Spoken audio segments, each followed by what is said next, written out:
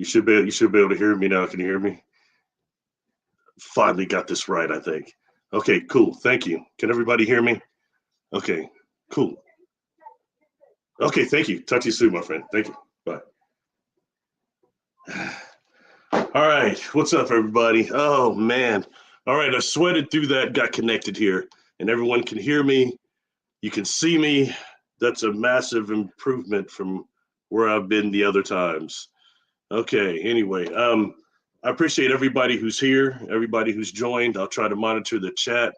I'm not going to stay on here 2 hours and 3 hours like the other times, but we'll try to get out 45 minutes to an hour. And I wanted to just touch on a few things. Secondly, give everybody thanks for being here.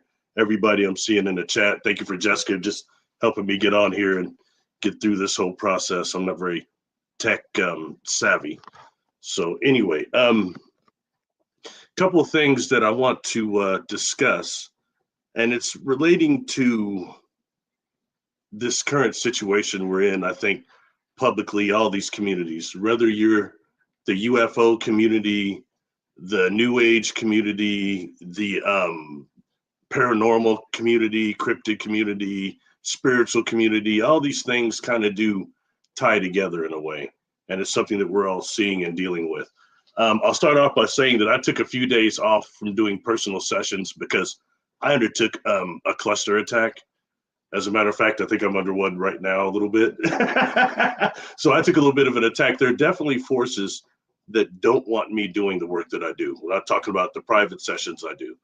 So I have to, make sure I stay clear and defend off that stuff before I'll do work and make sure I get out of a cluster attack myself. Just right now, there's somebody that was doing a live that I used to work with all the time.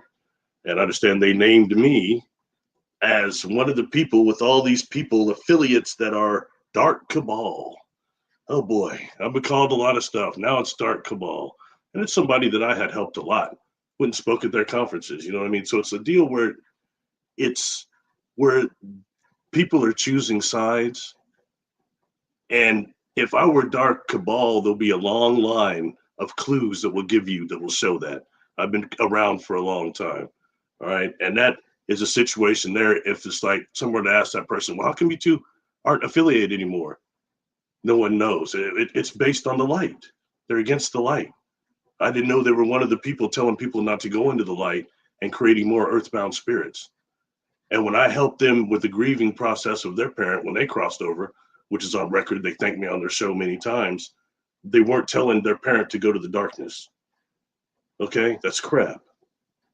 And that means you're deceiving people. If you're not choosing light, you're choosing dark. There really is no medium between, not when we're dealing with death. And that's something that's very important. And if you've dealt with earthbound spirits, you know that. I'm not just talking, okay? Anyway, that's another thing. But that brings us to the things that are these people that are getting exposed right now, okay?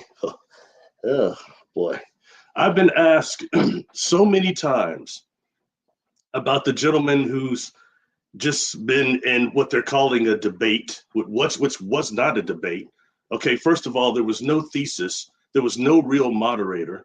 All right, and it was not a controlled debate at all. It was more of an interview and a discussion. And look, in that discussion, I'm not going to go over it all because everybody's seen it by now. This individual is trending more than Donald Trump right now, yo. I swear. So, okay, look, I don't care for the individual, okay? They don't do anything for me. I don't resonate with them. I don't, watch a lot of their stuff or anything. Just there's some issues I have there, and I tried to reach out to them once or twice, and as few of melanin-dominant men are in this field, public, there's no reason that we shouldn't have had some type of association. When I reached out, I got no response at all. And then when I see this individual at one of these, it was a Conscious Life Expo. Okay, we never actually met, but I spoke there. I went to Australia, had my experience there with that demon cat who's telling everybody to go out there and see UFOs now. Oh, whatever. You know what I mean? I had a bad experience out there. I come back, had a few days at home, and I went and spoke at the Conscious Life Expo in LA. And that individual was there. They walked by me twice, probably kind of in the room downstairs. And they might not have seen me, they might, but it was just no acknowledgement. They had 3 bodyguards with them. because the stuff they're giving out is so heavy they need bodyguards at the Conscious Life Expo. And definitely we know who each other are. It's just a weird deal to me. So that turns me off, okay, period. I'm just gonna get that out there, but this isn't my war to deal. Anyway, look, the problem is this: the individual put themselves in a position of saying they're an expert, a world expert, when they are not. Okay, that's where I would not make that mistake, is because, man, I'm not an expert on nothing. I'm not important. I'm not a teacher. I'm not a counselor. None of those things. I'm just a contactee who spoke forward. Definitely not a guru. None of these types of things. Individuals putting themselves up there with the level of people that have trained for decades in that stuff. And sometimes some of them will come forward. People come out of the woodwork on you when you put up front, and you got burned. I mean, look, man, that brother got burned. It was, I mean, there's no ifs, ands, or buts. And look, if that happened to me, if I was on a platform, which I would not be doing that anyway, but if I was and I got burned like that, I would tell everybody, hey, look, I'm sorry. I'm not the expert that I thought I was, and I just found somebody that knows a lot more than me, and I'm trying to learn more. He should be trying to team up with that cat, man. Instead of trying to sue everybody, he should be trying to team up and learn more and break out even more stuff that he's already doing. But that's not what you're seeing. You're seeing a bunch of ego. And it's offensive if you saw that response that's now been taken down, calling out poor people, people that work 9 to 5. Comments, I'm not just some black guy that got lucky on something on YouTube or something like that. That's all very offensive to me, okay? I'm one of them poor people. Not got money like that, like what he's doing. That's crazy. That is very offensive to the people that were following this person, pumping them up. That's very offensive, okay? To sit up there and say, I'm a self-made man. This is my shirt here from my company. The book I have is my publication. I've got millionaires on my phone, billionaires, I could call them right now. They're on speed dial. Man, that is unattractive. That is very, very repulsive. Sit up there and say, oh, I was asleep at the movie theater in my house, and I couldn't take the elevator. I had to take the elevator because I can't take the steps. And, you know, man, that was just pitiful to me. Look, if you get licked like that, he got licked. Sometimes some of them fights, when you go back in the 80s, when Tyson got knocked out, you know, or when he's knocking somebody out, like Larry Holmes or Spinks or somebody like that, there was no doubt about that. So you might as well just say, hey, I got taught something by somebody I didn't know, and go forward. There's nothing wrong with being wrong sometimes. There's nothing wrong with being the person that doesn't always win. This is not about ego. This is about really trying to help people. You know, and I'm seeing stuff is $10,000 or $50,000 to debate with this individual. What? Are you serious? And the problem is the individual went out of their lane, okay? And when I say that, it's fine to talk about the Anunnaki and the Throst of Tablets of Thoth, which I could care less about the Tablets of Thoth. That's not something I'm interested in, okay? But when you go out of that lane, that was the UFOlogy, New Age lane, and you start going to that historians that are of the religion, and going against people's religions and trying to battle that and change what people believe in, you went out of lane and got checked. That's just what happened. And the rest of it is just crazy to me. And I'm seeing that, and I'm seeing this other individual that did that. There was a big time contactee, and that individual I had met. I even did this video with them on my channel, but they put themselves in a compromising situation, just like that individual did a few days ago. And that's why real scientists don't take any of this stuff serious, and why we can't get further with this. This was about money, about making money, getting people on crypto, for education, and not actually allowing them to purchase any crypto. What? It's a bad deal, man. That's bad. These people should be education for that type of money. They should be buying and do charting, all sorts of stuff.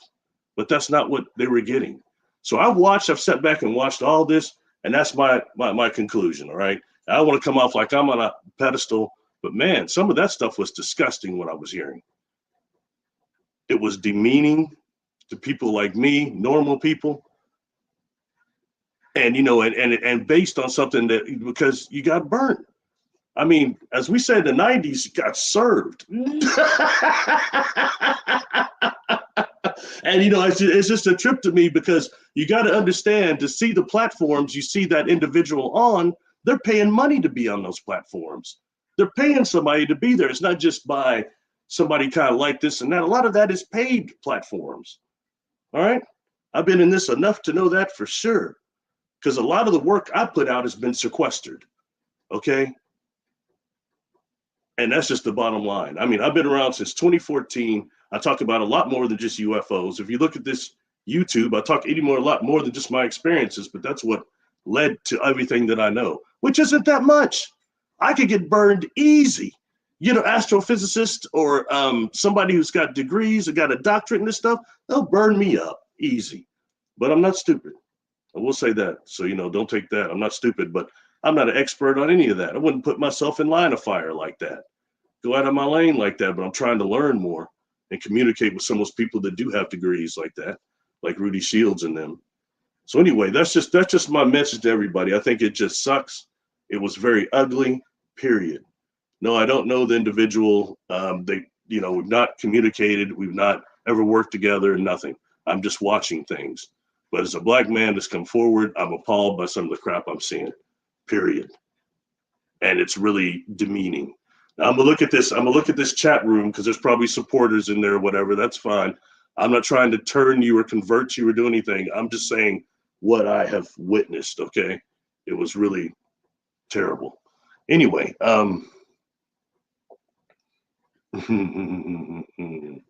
overbuilt. Okay.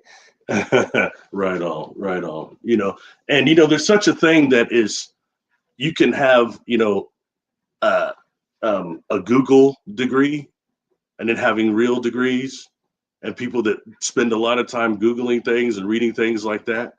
I mean, that's fine. That's fine. But that's not always real research. You see, real research, that individual wouldn't have got caught like that. I'm just saying.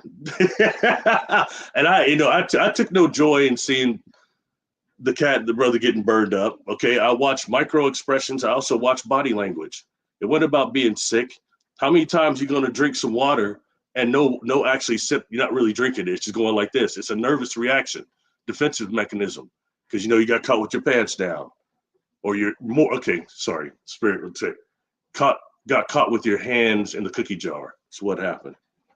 Anyway, okay, let's move on from that, because I don't want this just to be about one person. I don't need any letters of desist sent to me. So anyway, taking it forward.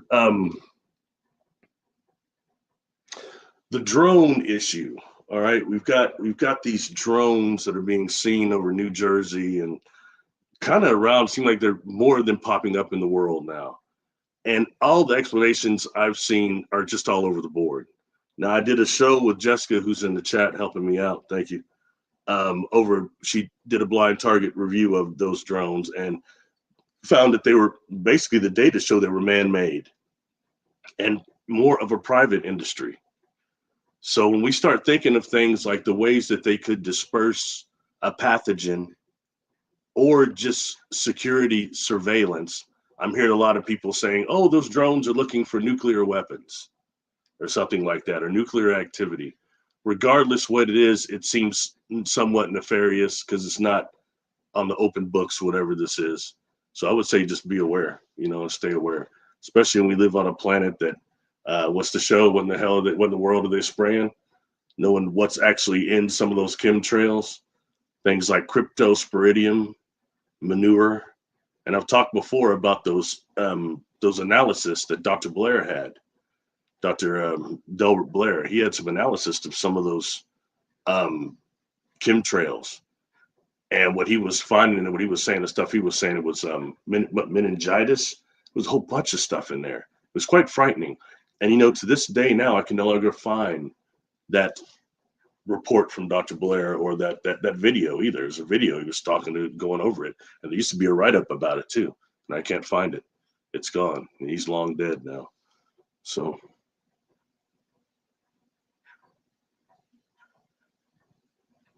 yeah, I mean, those drones, what you're looking at is man-made, whatever it is. I see some people trying to take this to the extraterrestrial. That's man-made stuff. And that's why kind of that last show I did with Jessica, I included some things that were like pictures that go back to the 50s and before. Okay, when you start looking at that, that's when you have these pictures that are much more accurate to what was going on before so much back engineering was nearly as advanced as it is now. And I think that's important, you know, when looking at things like that. And going back to the drones, on this channel, on my YouTube channel, you guys are tuned in from there. There's a video I did that would be under UFOs and UFO technologies. And it's called From the, I think it's a Black-Eyed Children to Chad Dragonfly Drones. And the Dragonfly drones are those ones that were seen in, what was that, around 2000 to early 2000, those drones that were seen in California, somewhere it was. And there's like 2 spots where some of these things were seen. And they started being connected to what used to be called the, was called the Carrot Institution, like the extraterrestrial technology, what it stood for. Anyway, Carrot, and supposedly these were self-activating drones and self-activating software. And on these drones, on like the tails, the pictures of them have these different symbols.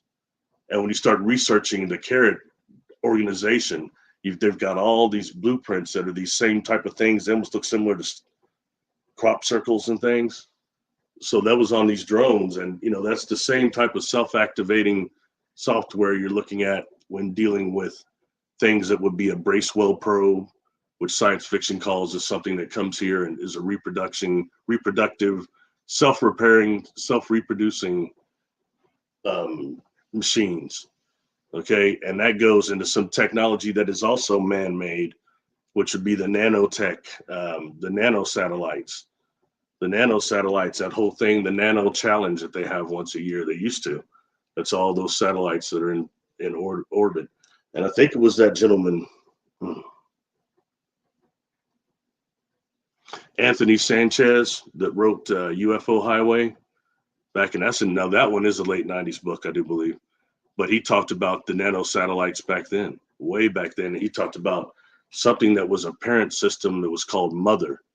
And that Mother actually distributed both material and instructions for these nano satellites to be self-repairing.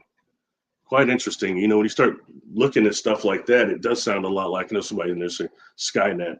Yeah, it does sound quite similar, to the point to when you look at the Chad Dragonfly drones, when they did that show called the Sarah Connor Chronicles, which only ran for about 1 season, which is a shame. It was a pretty good show, actually.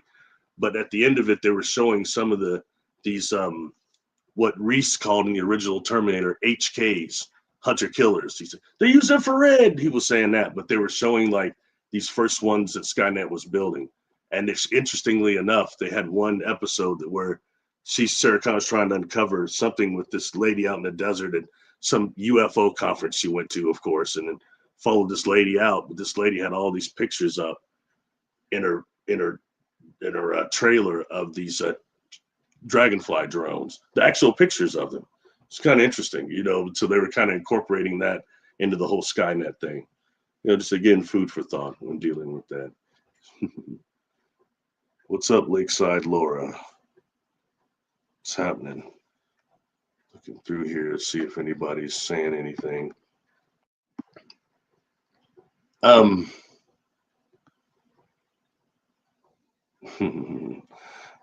Build a motor and build a turbo. Okay.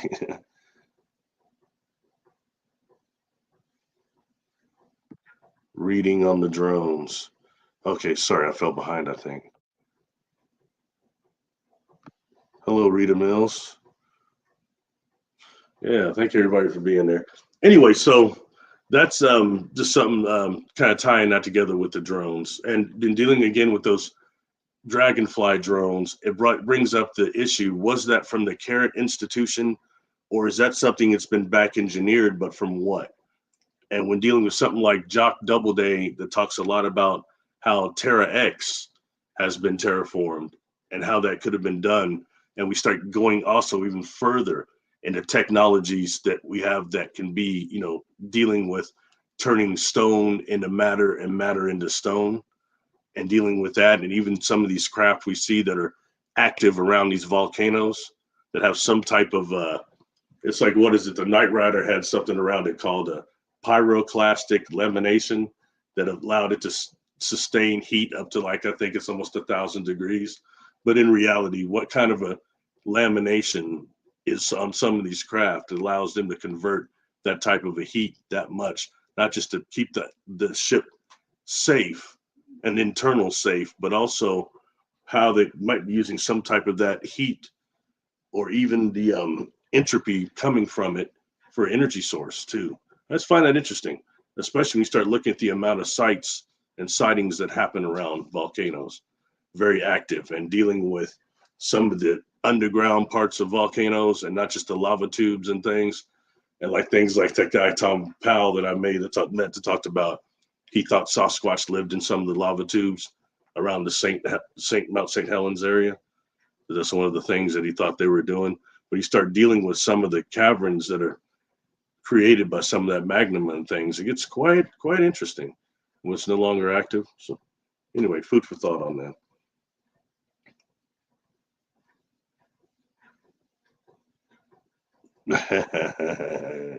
As somebody saying, I watched his ego take over Trippy. He seems so cool now. It's like listening to a know-it-all teen. Guerrero. I'd imagine you're talking about that individual. You know, like I said, that's too bad. You know, I mean, there's a lot of people that are following that individual, listing that individual, and are into the stuff he's talking about. I particularly am not. That's fine, but I mean, that's fine. But attacking other people, attacking the classes, attacking people's religion and all that stuff, that's really just, that's going into another lane. It's another lane, and it's one that can get you burned, like what happened there. You know, there's people all the time that come out of the woodwork, and they're very, very real, and they're unknown people. You know, that's why I've said it a lot. Like, for example, I've talked to a couple people at those conferences, go to the conference, you speak at one of those, and if you go speak at one, and if you're a liar and what you're saying isn't real, you've got people out there in the audience that are psychics, mediums, contactees. A lot of them will know. Even worse, some of the beings will probably tell on you. They'll tell on you, and you'll be a known fake up there. It may not circulate a lot, but people will know. You know what I mean? Like, for example, the person I'm talking about that said I was Dark Cabal. Okay. And all the people they have said they weren't affiliated with. People they've never met, never worked with. People they've never met, but people I have. You know what I mean? But they've never done any of that. And if you were to ask, if you have pendulums, those of you that knew how to use your pendulum, a cleansed pendulum, ask if that individual's had the contact that they're saying. Have they really met the Andromedans? Ask your pendulums. Let's say yes or no. Question about a lot of their contact. But ask if they've seen some grays. Yes. The others, no. Ask what I've seen. If I've seen what I've seen, ask. Get a verification. I mean, let's keep it at 100 real, because I know I meet some of these people and they don't, or when I talk to some of these cats privately, later on they're talking about stuff that they learned from me. Okay, but I get no credit for it. All right, whether it's organic craft or the conscious factor, or a lot of these things that I will display as people that I learned during my experiences. But these individuals aren't really who they say they are and have not had that type of contact. You know what I mean? Or they're calling in like the individual out there in Australia calling in. That cat can't even say I'm sorry when he screws people over. Are you kidding me? Where in the hell are you ascending to? And what craft are you calling in? I wouldn't trust who's on board it. The being he claims to channel, Shiji. What does Shiji mean in Japanese? Look it up. Oh, check out Larry David and when they had the mantra of Jaya. Jaya, Jaya, check that out. Robert Lewis and him, what they had to say about Jaya, what it actually means. I was to give you some examples, okay? Because I'm tired of these. There's these people full of crap. They'll walk all over me, over anybody they could. If something happens, you get ill like I did, and you're incontinent in communications individual, they're going to try to make your life worse. They tried to bring me more worse when I was about to die. I was in Australia for 2 months and never saw that punk ass MF. And I've not gotten over it. I won't ever when I see them pretending to be gurus to people and ringing bells and Tibetan bowls. And they sit up there doing some deep breaths. Oh, like you know anything about pranayama. When I first started talking to an individual, they didn't even know what pranayama was or prana. But now they're an expert on everything without even having a high school degree. They're teaching quantum physics. This sounds just like Michael Tellinger. I'm sorry, I just don't believe in standing. My platform is my own. I work with Jessica now, and that's about it. I've had some bad encounters, and some of these people are full of crap. And I know there's a lot of you out there looking for answers, real answers, especially if you're a contactee or experiencer, or you need somebody just to share it with. That's the cool thing about those conferences. And I think something that should change a little. Like if I did one, I would make sure there's a chance where the people in the audience, at least a couple hours, people to stand up what happened to them. And maybe some of us can all relate and figure some stuff out. That's really important. I think that should happen in the open forum as also behind the scenes with the little parties and get-togethers afterwards. But that's really what it's about. You know, is this because I know certainly I met a lot of people that are at those conferences that should be up there talking before me, all sorts of different contact.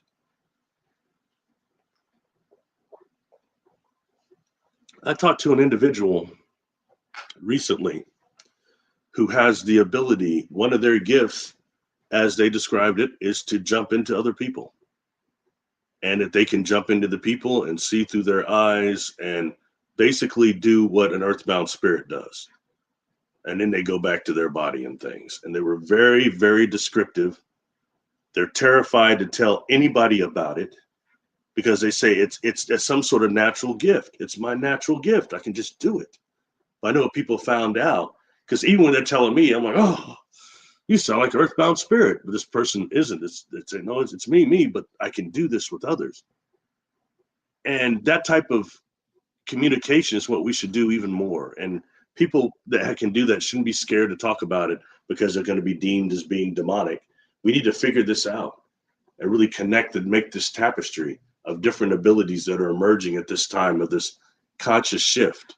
And I would say something else. Please pay very close attention to the sun. Whatever's going on and whatever shift of consciousness we're going through, a real one, it's going in conjunction with the sun and the activity of the sun. The more active it gets, the more the Schumann resonances go up, the more I'm watching things with a bit of worry, you know, because we already know there are timelines that they're trying to shift us to that are negative, like solar flares. What is it? That guy, God, I can't say Major Bird, Major Dames, the kill shot, the bow shot, and then the kill shot. And the kill shot will knock out all of our electrical grids on the planet for the span of about 3 years. Total anarchy here on Earth. Well, that's not the timeline I'm trying to be on. Can't speak for anybody else. Anyway. Something else I will say too. Please use great discernment with wherever you get information. That's me including, man. I may suck really bad. So, I mean, just so take discernment from everybody and what resonates with you, go with that. And this is about self-enrichment. We're not on this planet very long. And a lot of crap that these people are talking about isn't anything that's going to help your daily life. If it doesn't help your daily life, what's the point? That's where I'm coming at with this. That's why I'm so much getting past this gentleman who just got busted. He's a gatekeeper. The stuff he's saying is dark in nature. And finally heard something on one of those interviews, heard say, well, I believe in God. Okay. I'm good to hear. But I mean, nothing that the action wise is verifying that. Okay. And then attacking other way other people believe in the creator is really not your place. Not when you got a platform like that. So that's going out of your lane, period. You know, it's stuff like that. And some of these people you get in their presence, they have these huge platforms, but you get in their presence They don't have that kind of personal power, saved up energy, so much saved up energy that they can really direct their intent of will.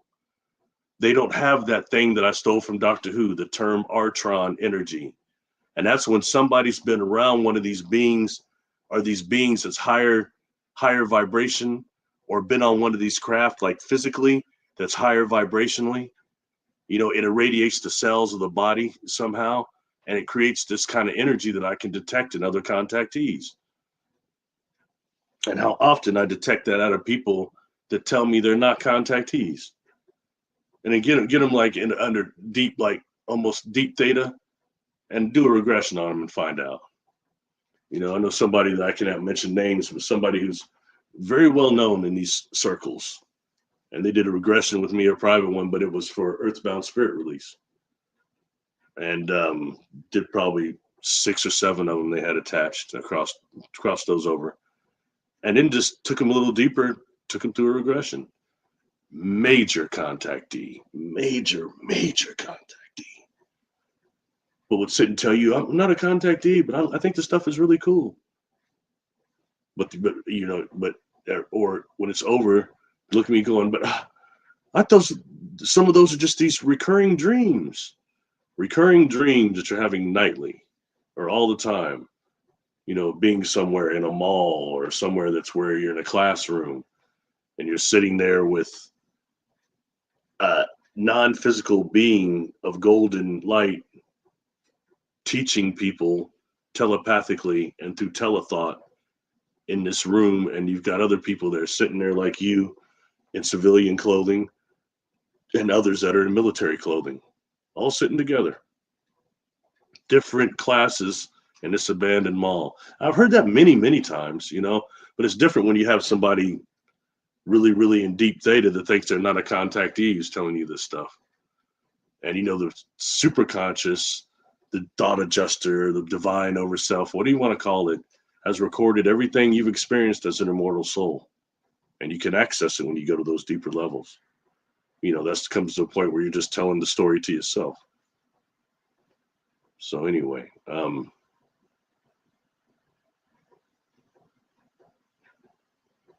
Victor, wonder if you detected craft energy in myself when I was at the Journey to Truth. I'd be curious to find. I can't recall exactly who you are, man. I apologize.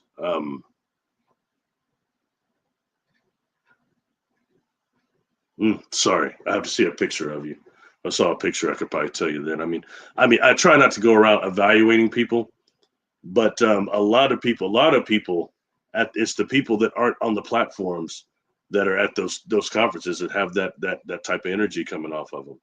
A lot of them, and it's a lot of times when you deal with the contact scenario itself, getting away from these gatekeepers like Homeboy just got busted.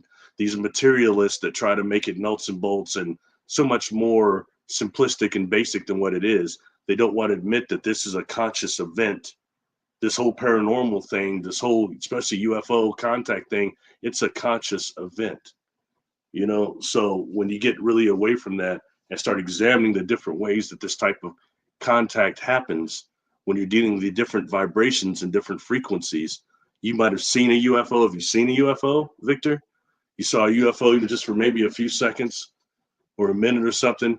Or was it really one of the ones you saw, like maybe you're in a group of 4, 5, 6 people, you see it, one other person sees it, you say something, everybody else is going, where? And it's right there, but they can't see it. It's this individual targeted communication. That is what's happening right now.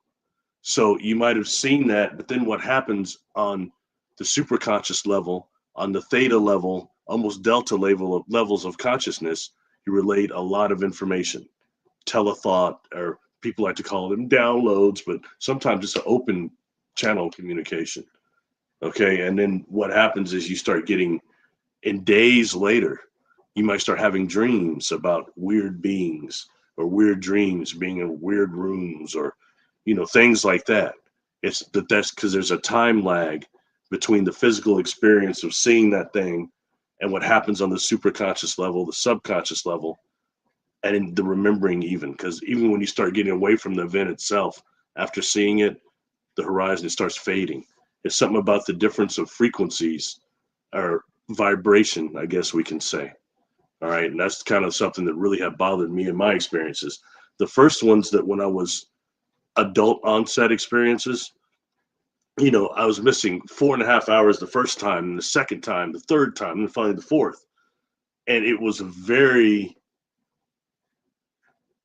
discomforting because I could remember that I just had this experience. So it was like a field trip. I could still see the technology. I could still kind of see the beings, but not fully. And it's real fresh just after the experience, just after it's real fresh. Okay. Then before I can even get back to town to try to write this stuff down, it's fading. Okay. The further you get away from the event horizon, the harder the retention of memory is. It's something that occurs during this vibration changes when we experience that. So, but then I went through what? Because I had some brain trainment and going, oh, what if they wiped my mind? What if they did this? What if this happened? And you start going to all this negative stuff. And it got even more negative because I was always looking for contactees that looked like me. And I couldn't find nobody but Barney Hill. And it was that one other brother, but he wasn't as well known. But and what happened to Barney was negative. I mean, for the most part, I would consider. Stuff like that is things, all that gives you this brain entrainment that can affect the type of contact you had, the understanding it. Nothing happened to me was negative, but I had to figure it out. I was exposed to virtual reality scenario technology during one of my experiences. And the beings told me that that stuff is used to deceive people also by lower level civilizations, entities, whatever. And then that made me all paranoid and worried. Then there's a big Air Force base by where I lived. So what if they were messing with me? You know what I mean? So that's why I learned about hypnosis. That's why I learned about screen memories. I want to know if I was suffering from them. I wasn't, but I mean, still, I wanted to know. That's why I won't have people telling me, oh, you were part of DARPA, you're part of this. No, I was not. Don't tell me what my experiences were. I've investigated them deeper than most people would. So I know. You know what I mean? Do I have all the answers? Hell to the no. But that's all right. On the internet, I look like I know something. It's just internet fakery. I'm about as clueless as everybody else, but not stupid, Anyway. Matthew Watson, what's your take on the UFOs in the news? Is talking about a bit late. The Project Blue Beam, legit event, even though I've seen them years. I think your information really helped out. No problem. I think that right now what we're seeing is, I think that part of this advance of consciousness is that they're coming forward a little bit with little things, like this big thing they were doing, the quote unquote disclosure. They're talking about the undersea bases quite a bit. I know that really caught Jessica's attention. They're underground water bases. And by the way, I don't have a copy of it in here, but Preston Dennett wrote a really good book called USOs and Underwater Bases. He's got a ton of cases in there. Really good book. Anyway, so I would say what we're seeing is, I was watching, I mentioned, I think on Jessica's show the other day, one of the people I met when I spoke at Vegas last year, I sat at that table at the awarding ceremony, and it was really weird for me because everybody I'm sitting with and communicating with is like all very, very well known. Richard Dolan was there, and I was on a panel with him. He kept talking to me quite a bit that night. Very, very nice gentleman. Carolyn Corey, she was sitting there, and then also Bashar, Daryl Anka. And he was actually right next to me, and he won like 2 other awards there. And how some of these things are just people that know each other giving each other's awards. But he won like 2 awards. And I'm not real into channeling, okay, but I've checked out some of his stuff. And 1 or 2 things that Bashar has said that I think are very valid. And one would be that he mentioned these beings that have a type of biofield that you can only remember them when you're in their proximity and you're face to face with them, and you turn around, you can't. That's real. I've been talking about that for years.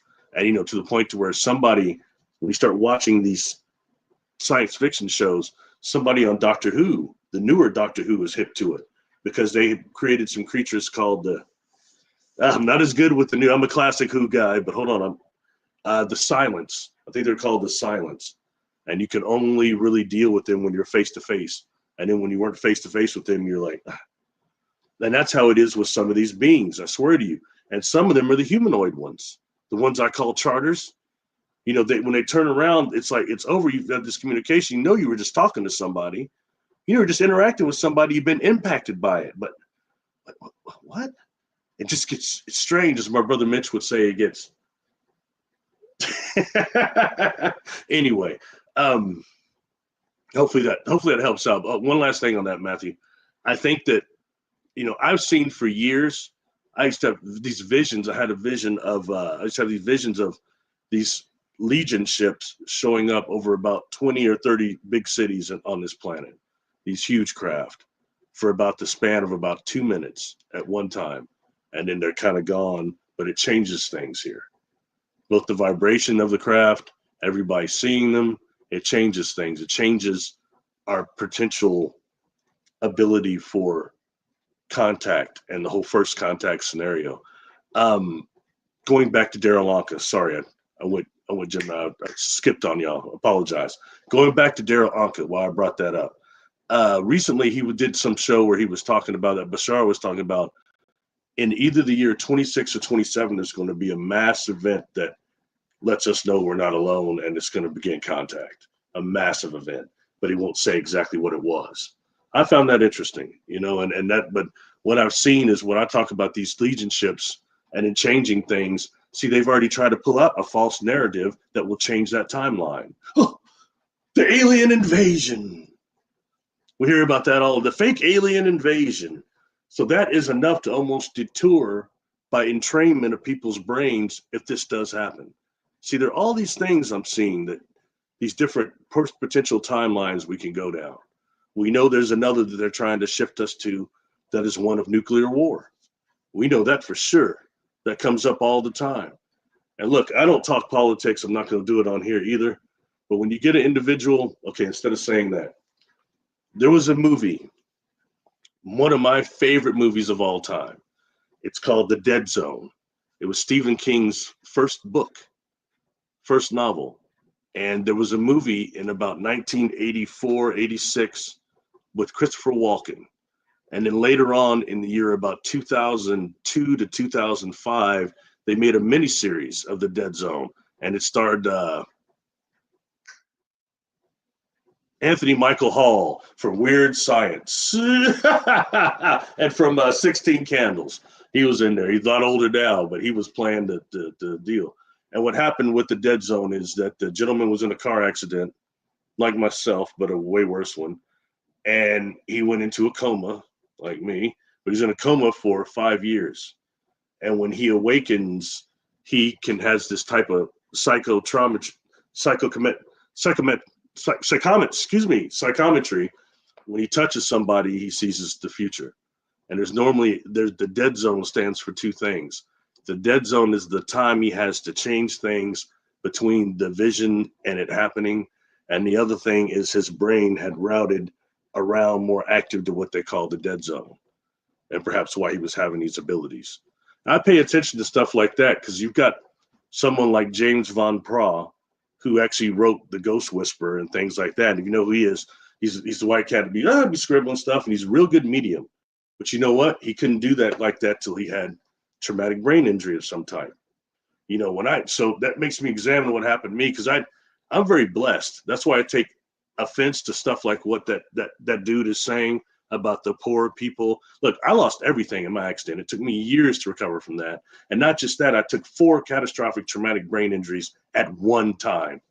Okay. And it about killed me. And more than that. So, I mean, I take that, and I know what it feels like to not know who you are, to lose everything, to not be able to think straight, and all that, man. And I'm blessed, so blessed to not be in that state still. So it takes it real serious when people,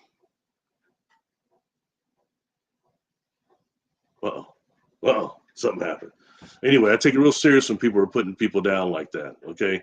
We're not all so fortunate. And something else, when dealing with near-death experience and lifetime contactees, there's a lot of times there's a similarity. Ray Hernandez's work showed that with the CCRA Foundation. is that the NDE and the contact scenario are not nearly the separate things that we think. Okay, and that you have one, you have both. I experienced both, and you'd be surprised. I remember the first time I spoke at the Ascetti Ranch. That was a pretty big conference. When I got up there, I asked them towards the end of my speech, I said, there's a lot of people in there listening, over 70, 80 people. I said, how many of you are contactees? And so many people in the room held up their hands. It was a trip.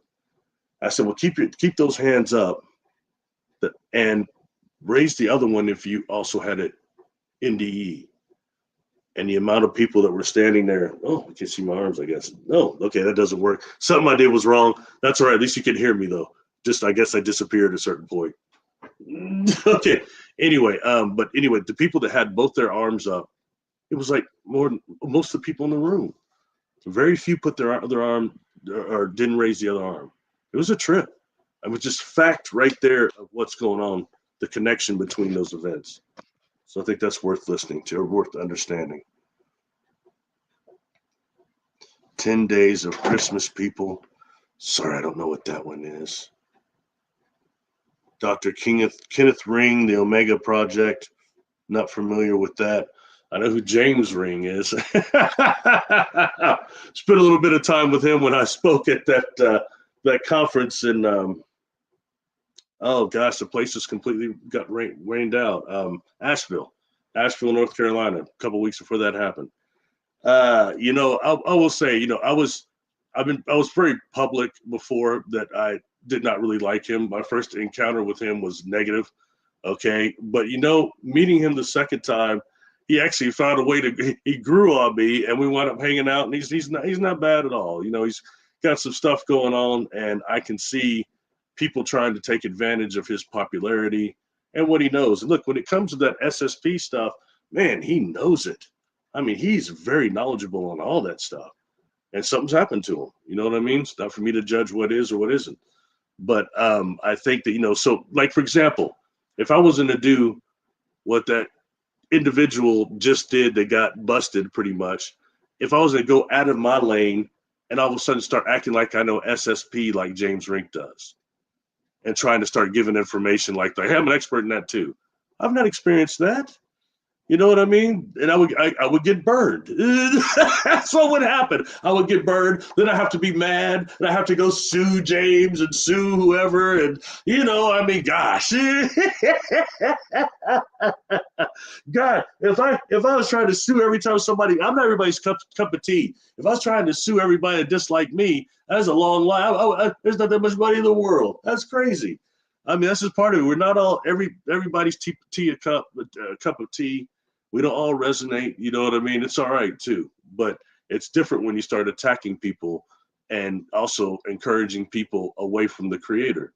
Whatever their perception of the Creator is, that is between them and God. That's a personal thing. It's not for us to judge and to try to change what it is, or some things that people do. What if you deal with somebody I've dealt with some people that have had a Jesus experience, okay? And it changed their life. They said it saved them. And some said it was physical. Who am I to judge? Well, hey, he probably didn't get crucified. What? That's not even for me. I don't even care about that. This is about people getting to the Creator. Whatever means it takes, the Christ consciousness, don't just say those words, kind of be about it. And that goes beyond humanity. When I was having these experiences, and I was like, tripped out. I actually, come on, let's keep it 100%. When you're really in the presence of a non-human, for real, you're in the presence of a non-human. One is the amount of nervousness, fear that comes in, even if they're emitting some type of vibration, it's this love vibration that nullifies some of it, the wonderment, and then the lack of frame of reference for the telepathy and the telethought you're getting at the time. Okay, different than any level. I ask questions. Who are you? What do you want? And where are you from? Because I'm sorry, I'm sorry, I'm no guru. I'm nobody like that. I'm a very, very paranoid brother. Okay, I think this planet is about as dangerous as it comes. It's very close to being a hell here. It's dangerous as heck here. Our bodies aren't even cut out for this environment. All right. So I'm very, very nervous, brother. And when I'm in the presence of a non-human, what if they're a deceiver? What if this is some sort of demon? Who cares if you feel love coming off of them? What if that's a deception? So I start asking questions. And, the first one, and, it's a trip because sometimes they'll try to answer you before you can even communicate it. But I make sure that goes through anyway. And then I'll ask verbally too. I asked that verbally. And I kept getting the same response from all these beings, different beings. Christ consciousness, the Christ energy. Those are the names I would get. And immediately I start thinking, is this a deception? Because that sounds religious to me, and I don't have a religion. All right. That sounds programmed to me. And then coming through, no, this is beyond humanity. It's beyond any religion, institution.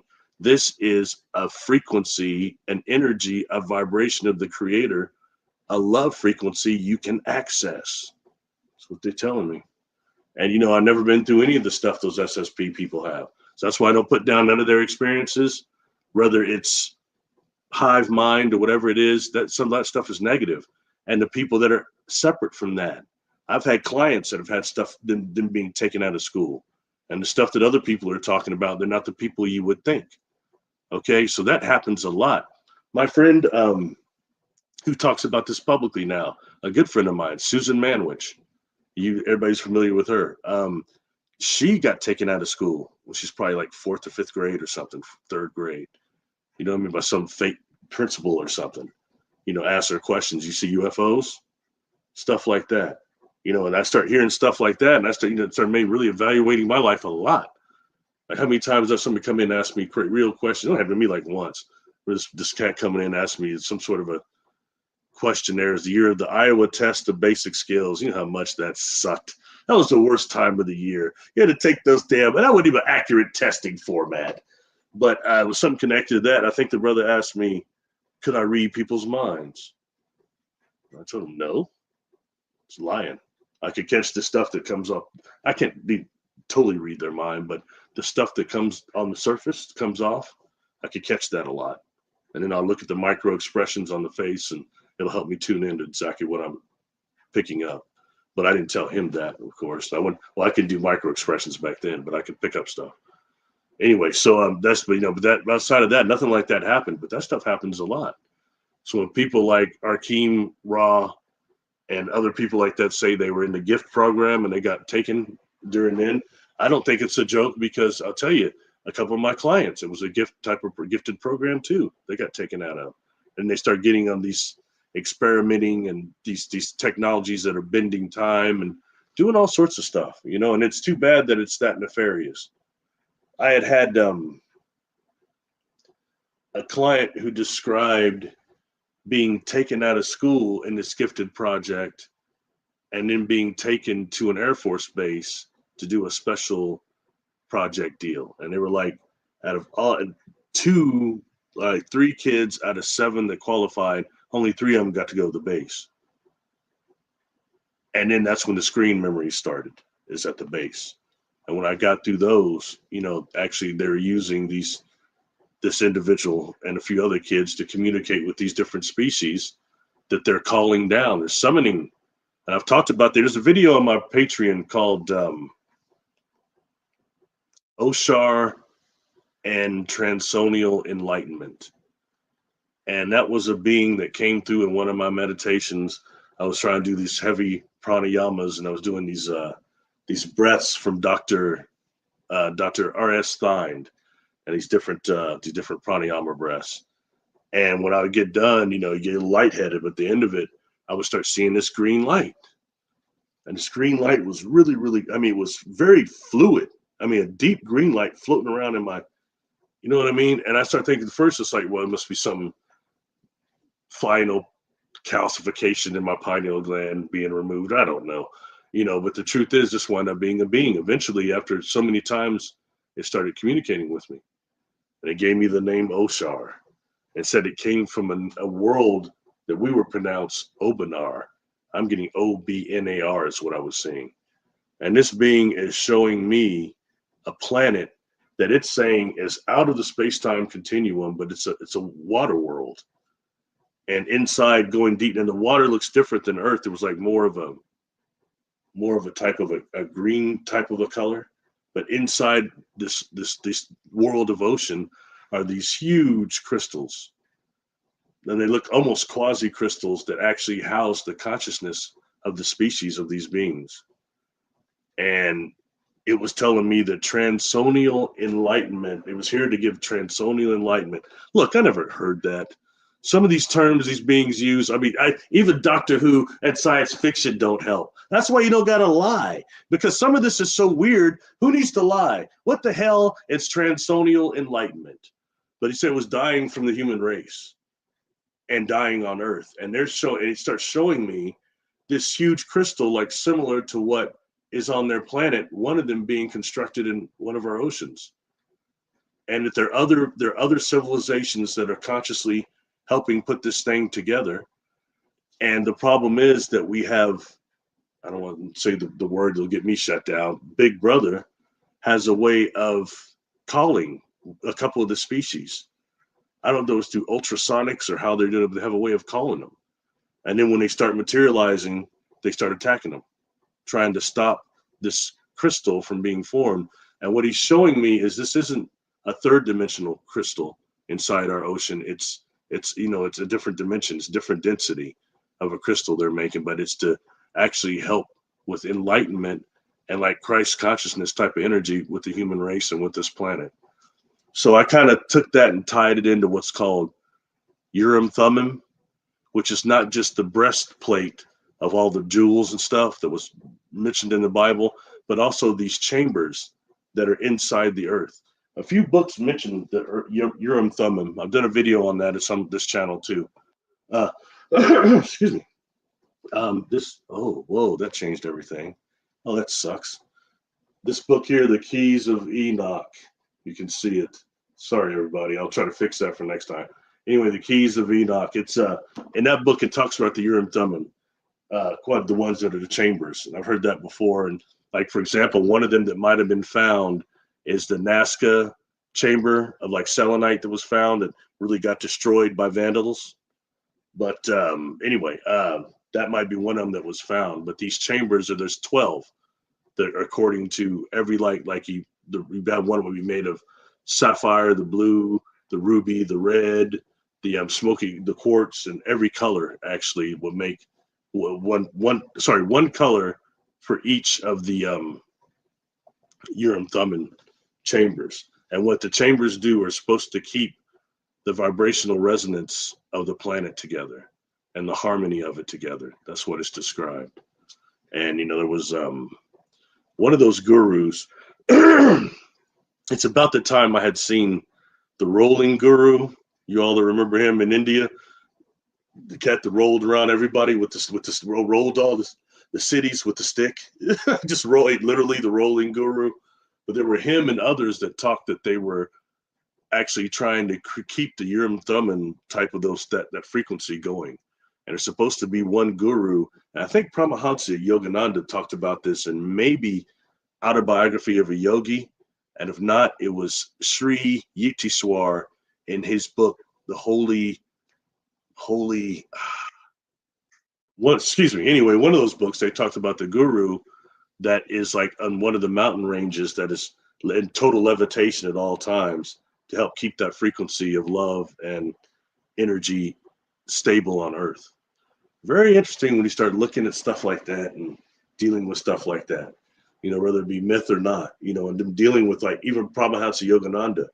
When he died, there was that phenomenon of, they say, without being embalmed, he smelled like roses, and it's very interesting because at a certain point, if you're spiritually evolved enough, you can supposedly skip some parts of the death process and convert yourself into an inorganic being, into the dream body, and take actually the physical body there with you in that way.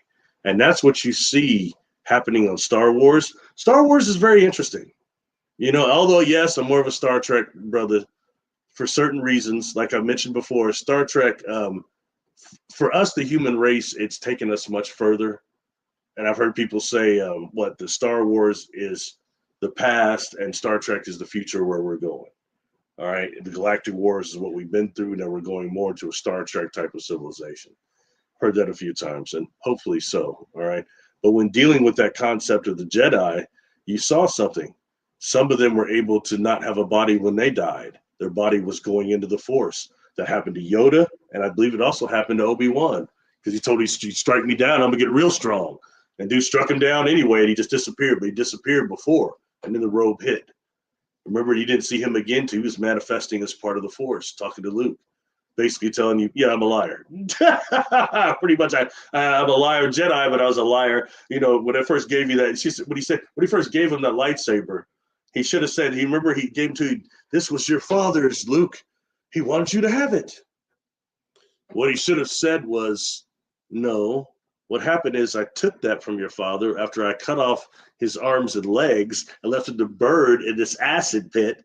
And by the way, that was after he killed all these kids in the Jedi Temple with that thing. But hey, man, it's yours. You know, go for it. That's it. He didn't tell that cat that at all. He did not tell him that at all. Anyway, but thinking about it, taking the jokes out of it, sorry, I gotta have a little humor. But seriously, Yoda and Obi-Wan, though they didn't have bodies when they actually died. And you know, in Carlos Castaneda's books, he describes the process of this also. And that's when he supposedly got, oh, which one is that? I think maybe it's the Tales of Power, or is it the Fire from Within? I think it's Tales of Power. He gets pushed off the precipice, off that plateau. And his teacher had told him, you jump off the plateau. And if you're a real warrior, you won't land, because your dream body will emerge and save your physical body. If you haven't mastered that, you're going to die, fall to your death. Gee, great. That's definitely the thing I want to go through. And supposedly he survived this push off the thing. Now, when you go further into the Carlos Castaneda information and start examining what, there were the ladies that were part of his party. You had Florinda Donner, Tashler Abelar, another one, Marilyn Tunashindi, that kind of broke off from them. And gosh, there's one other lady. Who am I forgetting? I think I said Florinda Donner, didn't I? Anyway, but there's him. And you start listening to like Marilyn Tunashindi. She said that Carlos Castaneda, in the book that would be called The Second Ring of Power, that he got attacked by that woman named Doretta Soledad.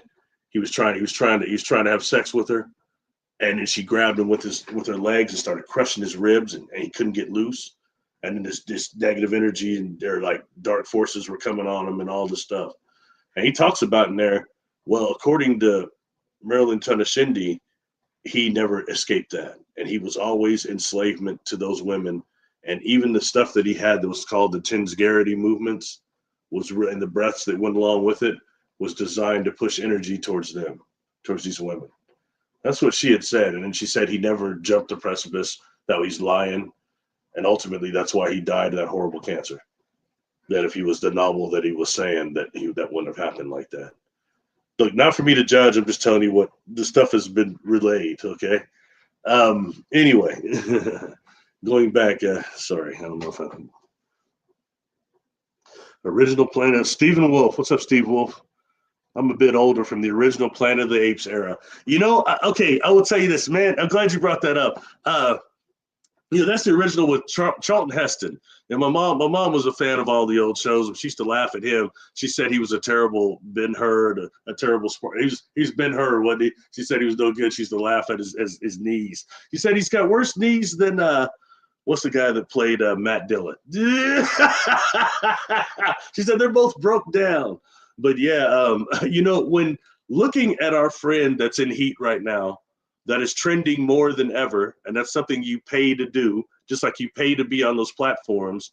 They're getting so much publicity right now, although it be negative, they're getting that energy is going to them, okay? But when I start listening to stuff they were saying about, this is my clothes, my publication company, and I've seen them bragging before that they got a company that's putting hardware into space They were saying they're going to beat Elon Musk. Okay, that's what that individual was saying. Man. Where do you get that kind of funding to you? From what? Secondly, when I start looking at that, going back to what I think Steve Wolf just said, it makes me think of the 80s, man. It makes me think of Dynasty and Dallas. You remember those shows? The night soaps? You had some cats on there, Blake Carrington and J.R. Ewing, these cricket cats, man. It was all about the money. It was all about the status. And that's kind of, the coats, the coat, mink fur and all that stuff.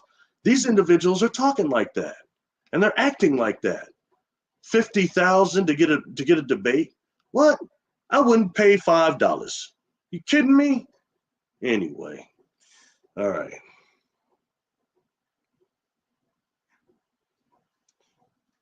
Face orange TV shaped rocket, red countdown liftoff. Sorry. Damian Wyatt. The ending when they sing the Statue of Liberty buried in the sand really tripped me out. I thought that was a pretty good ending. I thought that was a good ending. And it kind of made sense. It's too bad that movie with Marky Mark and the Funky Bunch kind of went too far with it. They kind of messed it up. Was it SEMO or whatever that one was? I thought they kind of went a little too far. But the original was a better one. Just like the remake of the Day the Earth Stood Still with Keanu Reeves. I thought that sucked. I mean, the coolest thing wasn't that they made Gork into a type of dust. What do they call that? Metamaterial dust. I should know the name of that. I'm sorry. Anyway, they touched him that dust, nano dust, I think it is. He would turn into nano dust and reformed, kind of like they had the Decepticons doing to some of the later Transformers. That I thought was pretty good. But everything else, they took it too far, trying to make him more of this genetic deal. And man, that was the original movie. Dude got off the ship. He had the thing, and they smoked him immediately. And he went down, and then the robot came alive and took out a couple of the tanks, and he shut it off. And he held up the thing. He said, man, this was a gift from all the communities that's filled with knowledge and stuff. That was an interesting movie. Some of those older ones, or just for fun, okay, just for fun, I'll bring this up before I'm going to get out of here soon, folks. Just for fun, I'll bring this up again. This damn HDR unit, the hyperdimensional resonator from Stephen Gibbs. Okay, this thing. When I was talking to him, I said, "Man, so." He said, one thing's when I was pretty sure he was first. I thought he was a kook because he was saying that he was telling, be careful when you use that thing. I made a jump to the Cretaceous period. I got ate by the Tyrannosaurus Rex, but they had feathers. They didn't look like what people are saying. They look like big birds. Okay, man. Yeah. Okay. And then he told me he jumped to the pearly gates and he was there arguing with St. Peter, so he didn't go in. And I'm like, man, this cat sounds like Larry David. That's a Larry David skit. You remember he's up there arguing with St. Peter, whoever it is at the gate. They say, man, take your ass back, man. Or maybe that Twilight Zone where the old man is, he's like one of those old swamp hunters, hunting raccoon, and he drowned out there and he was dead and didn't know it. And he's walking towards the road, and the first road dude says, oh, man, you can come on in. We'll be waiting for you. But the dog can't come in. And he's like, oh, that's my dog, Rip. Rip can't come in. He's like, no dogs allowed in here, sir. And he's like, well, if Rip can't go in, I ain't going in. Rip's my partner.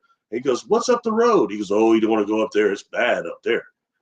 And he said, well, if I can't go in there with Rip, I'm going up there. And he goes up there to the next gate. And it's the other cat in the suit. And he winds up being this angel who that's like, quote, unquote, heaven there. And he's like, Rip can go in there. He's, oh, yes, we've been waiting for you. He said, oh, I'm going to stop at the other place. He said, the other place? Oh, you don't want to go there. That's a trickster place. You don't want to go there.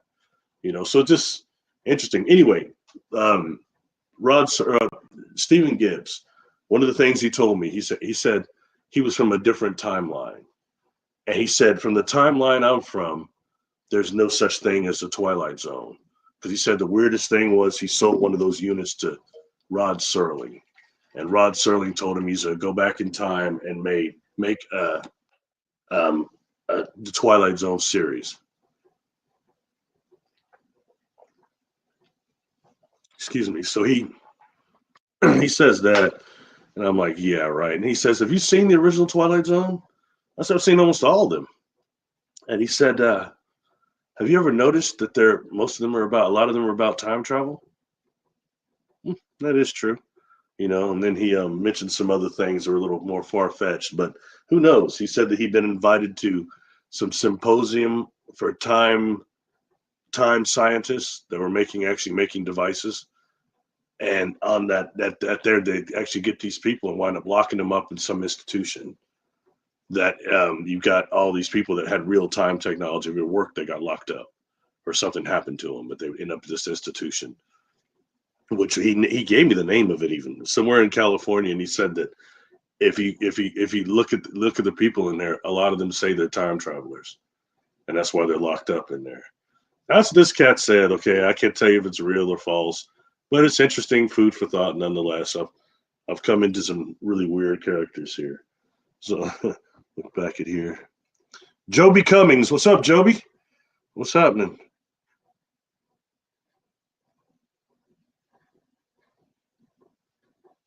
Yeah. Well, the thing is, you're right. It's a discernment, and it's not, not for me to say who's con and who isn't, but a lot of these people I don't really resonate with. You know what I mean? And you got to kind of take what information does and use your discernment and go with it. I agree with that completely. You know, Sometimes I try not to throw out the bathwater with the baby, or so what they say, the baby with the bathwater. Not always so easy. Kelly Dolan, what's up? Man, Outer Limits was good. I didn't get to always see as many of those, but that was a good one, Outer Limits. I want to thank, and was it the Night Gallery that was Rod Serling too? With the Night Stalker. Which one was it? I'm trying to remember. And in The Fugitive, I like The Fugitive too, the original one. That was a movie that wasn't too bad. A remake with Harrison Ford back in the '90s. That Fugitive remake, I thought that was a good remake. But that was just TV shows like that. There's something about those shows back then. I'll tell you one that I really resonated with and always liked, and it only lasted one season. It's probably about 1982. It was called The Phoenix with Judson Scott. Those of you, Judson Scott is the actor that played Khan's son in Star Trek II, Wrath of Khan. He also played. He was one of the reptilians in the old V. And there's only a couple of casts that popped up a lot. Him and the Beastmaster. The Beastmaster was in that. But anyway, yeah, that's another good movie, man. A lot of people, I say, I thought it was so cool to be. I said people don't realize in the Beastmaster who the star of that movie was. Everybody say it was Dar, Mark Singer, the Beastmaster. I think he's from my home state, so I like that cat. But that's not who the actual main star of that movie was. It was the Hawk. Man, it was the Hawk. Because if you think about it, the Hawk is what actually, when he wandered into the camp, or whatever those beings are called that had the wings that would just cover people and devour them like that. Can't remember the name of them. But, they had even the stew with the human body parts in it and stuff. They were about to take him out.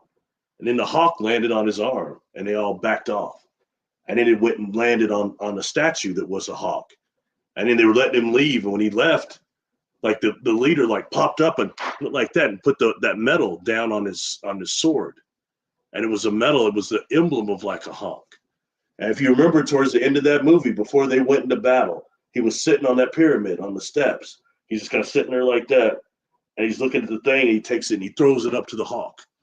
And that's why those beings came. And they showed later that those beings were avians. You remember after they saved their asses pretty much, they're hovering above, going like that towards them. It's kind of weird how they did it. They did it in a cheap way, but I thought movies like that from that era, some of that stuff and some of those shows are kind of cool, I thought. And it's something that we're missing now because we don't have that kind of creativity. But you can tell people my age, a little bit younger, a little bit older, are in control of the industry right now because all the superhero stuff has come up. That stuff we had as kids, but we had maybe just a few cartoons that weren't really that good. The concepts were there, and the TV shows, oh man, they sucked. I remember the first Captain America where he took that motorcycle off the waterfall. That was terrible. That plastic shield he had. In fact, that guy he's old as heck now, but he was at the Comic-Con we had here a few months ago, that old school. That was a terrible Captain America. Spider-Man, I thought it was so cool back then. That was horrible. That outfit with the platform boots that didn't even match the uniform, and his web shooter was so big that he couldn't even move his hand. And then on top of that, he had the sunglasses were the coolest part of that uniform, I thought. That was terrible. And let's face it, I was an Incredible Hulk fan, but as far as what the Hulk's supposed to be, that was not really that accurate. Lou Ferrigno fan always, but I mean, that was not. The best part of that was Bill Bixby. He sold David Banner better than anybody else could, I think. But it's just, so stuff like that. Point being, I'm getting corny. Point being, we just didn't have the cool stuff that the special effects that they have now. What I wouldn't give to see Christopher Reeve be able to be Superman with the effects that Henry Cavill has, or that other cat, Tyler Cochin, whatever his name is. Those special effects are outstanding. That's way beyond the stuff they're doing on Smallville too. So that is too bad, what Shane's saying, because there's a point where now these people don't have to act as much. They just need to have the cool uniform, and then they just blow something up. There's some action, special effects. I told everybody before, and I shouldn't be saying this, but I made the mistake of eating a gummy before I went to this movie, The Flash, the new Flash, where he goes back in time to run with himself to save his mom from getting killed. Look, that movie, if they weren't blowing some stuff up, it was terrible. Okay, there was terrible acting, terrible writing. At the end, I'm seeing CGI Christopher Reeve and CGI Nicolas Cage as Superman. What the hell was that? That was a terrible movie. So look, I made a mistake. My friend had given me this gummy, and I just ate it before I went to this movie, and it's late. It's like 10 o'clock at night. And I sat there, and that thing kicked in. It was kind of strong. You know what I mean? So I was sitting in there, and I was kind of starting to like doze off, where you like dozing awake, where you're sitting up like this, kind of dozing a little bit. And so basically that movie was so sucky that if they weren't blowing something up, I was starting to kind of drift off. And then what's the Flash's real name? His real name is Barry Allen.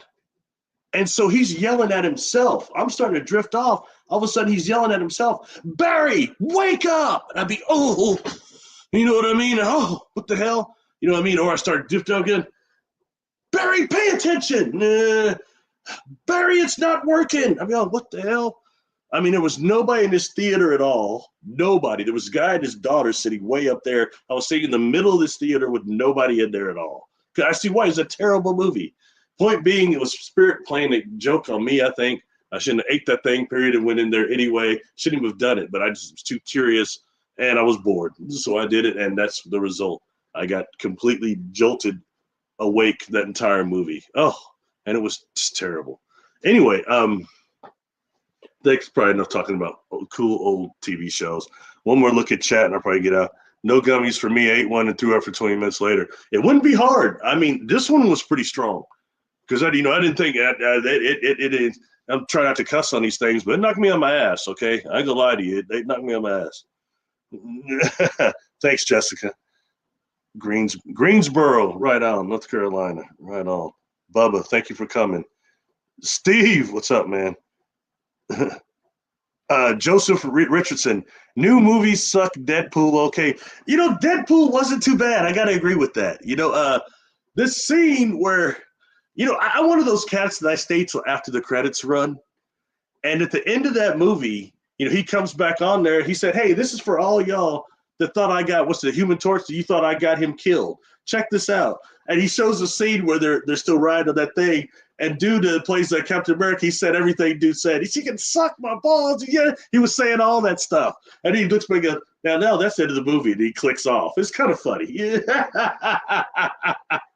That's the best part of that movie. She just grabbed his spirit and just let his body just melted and whatever. That was pretty good, I thought. It was a little too much on the comedy side for me. but it was okay. The special effects, the writing wasn't too bad. The fact I got to see Wesley Snipes reprise Blade, it was worth the movie itself. That was great. I had much appreciation for that. Gotta admit, all that brother had some other weird movies, but he was a really good Blade, just like he was a good Nino Brown. He brought both of those characters to life much better than Passenger 57. That movie sucked. Anyway. Bubba, aka what is it?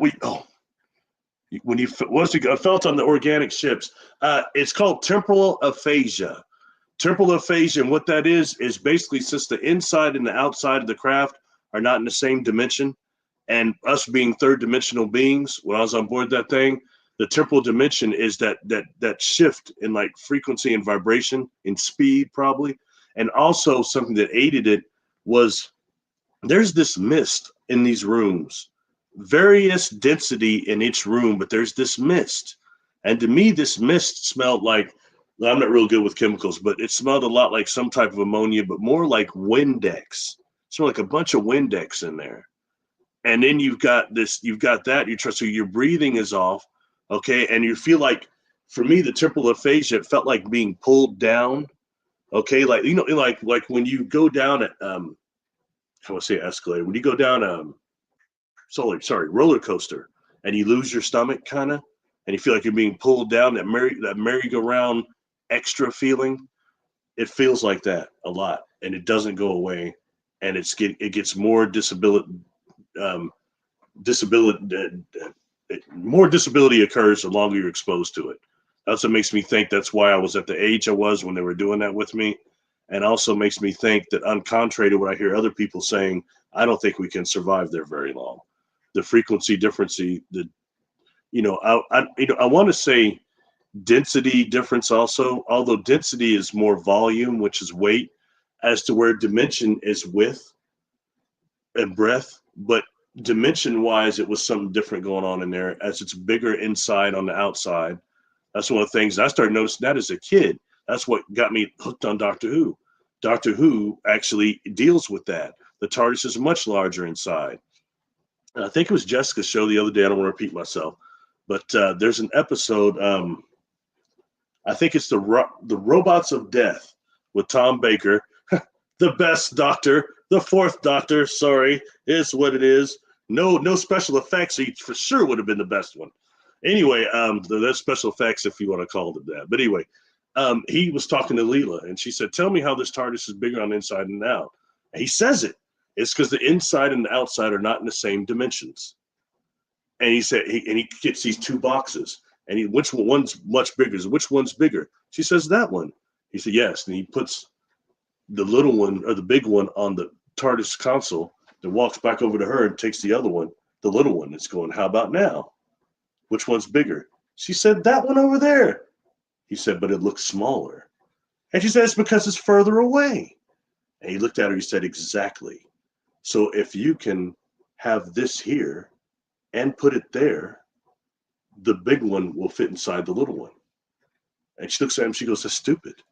He said, man, that's trans-dimensional engineering, a key Time Lord discovery.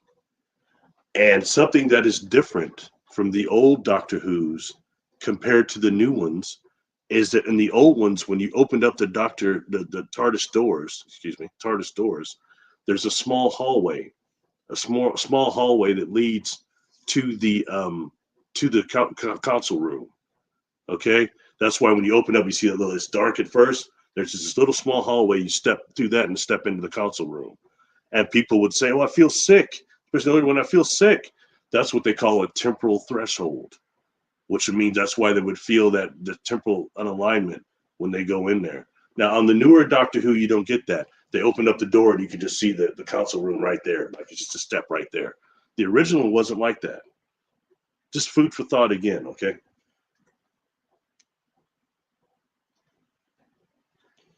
We are bioorganic sentient fungus. We're more likely, like they said in Star Trek Next Generation, ugly bags of mostly water. Without the water, we're only about, what, a pound of chemicals? Now, as far as sentient fungus, there is definitely that on board these craft. That part of compound I've talked about before that makes the craft itself, it's very much sentient because the craft itself is sentient. And if you look at some of those experiments that show how sentient fungus actually is and growing, it's quite fascinating, you know. Something else I mentioned before that was this, I think that was on Jessica's show, bless her heart, this self-repairing shield they're trying to make for the International Space Station that would shield everything from cosmic radiation. And what they were using for this shielding is radiotropic fungus, which is the fungus that absorbs through its melanin, pure blackness, the growth cycle through gamma radiation. And, you know, I've said before that scientists have told me, that was years ago, some brothers had told me they were the scientists. I'm sure that's who they were, the way they just ghosted on me. And most of the scientists will do that. They'll talk to you a little bit on some fake account, and then they're just gone. And you don't know who they really were. It just ends, but they give you some heavy, heavy stuff. You know what I mean? Like the cat, they said they thought that that would come from a higher civilization where they were sent here to help us with radiation cleanup. And they thought it was a civilization that operated probably on something like the pico, a little bit smaller than the nano. So that's some civilization that's dealing with inner space. And they got those spores here to us in that way. And going back to Rupert Sheldrake and also, God, not LaVey, Terence McKenna, sorry, how they found out and scientifically that especially something like psilocybin is impervious to solar radiation. So if you're dealing with a type of a probe sent from one civilization to another, one that's symbiotic and deals with the nervous system of a planet, aka the tree system, you can see the connection between trees and mushrooms. Talked about that a lot. You know, you're dealing with a real way to send these Bracewell probes here, these self-replicating probes. They're self-replicating. All those things fall into that category there. Anyway, yeah. Oh, sorry. That. Oh, what's the name of that radiation shield? Oh, I'll try to post it later on Facebook or something. People don't like it when I post scientific stuff. Nobody pays any attention to it. But if I post a picture, pretty picture, it might get a couple of likes. But something scientific, ain't nobody paying attention to that.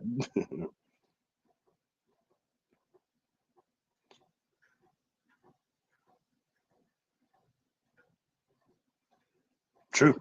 That way, I mean, we're related to fungus more than anything. True. True.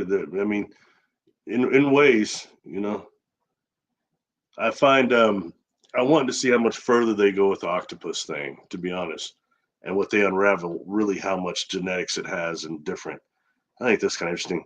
Van Allen belt. Yeah, the planets that are the metamaterials used on board some of these craft that's incorporated in, those metamaterials come from planets that are devoid of sometime atmospheres, but if they do, regardless, devoid of Van Allen belts.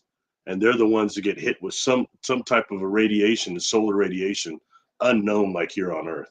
Okay. And especially if you're dealing with a star that's on a different nanospectrum, like a red one or a green one, it's got to be totally different, you know, the type of metamaterials you would get.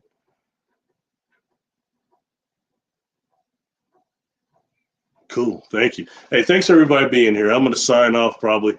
I'm gone. Hopefully I got to everybody, a few people in the chat. I want to say thank you all for coming, all right, for joining in. Hopefully I didn't slam anybody's hero or anything during this, but I think some of the stuff going on just sucks. And it's really taking away from us turning into this type 1 civilization. And for scientists not taking people like us here serious and not us being able to put everything together, you know, we all kind of need each other to figure out what's going on here and to become this type 1 civilization. It's really important. That's why I really like working with Jessica. You know, I've done more work with her now than anyone I have so far. I did a lot with that sorry cat from Australia. At least a lot of that's on my interview channel of my channel.